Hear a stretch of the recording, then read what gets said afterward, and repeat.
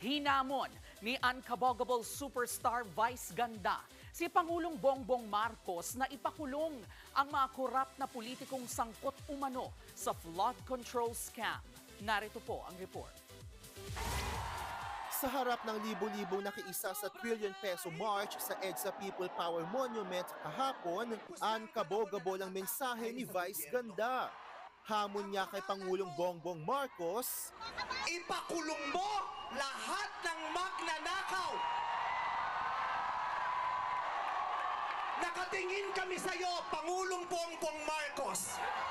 At inaasahan ka namin, hindi dahil sa idol ka namin, kundi dahil sinaswelduhan ka namin at inaasahan namin na tutuparin mo ang inuutos naming mga employer mo.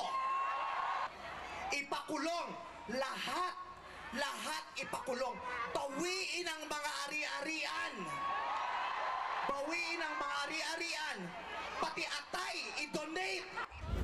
Bukod kay Vice, nakiisa rin sa protesta ang magkapatid na Anne at Jasmine Curtis.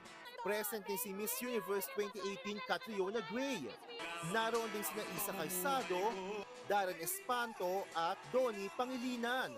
Pare-pareho nilang pinanawagang makulong ang mga sangkot sa korupsyon. Nagbabalita mula sa frontline, Von Belinario, News 5.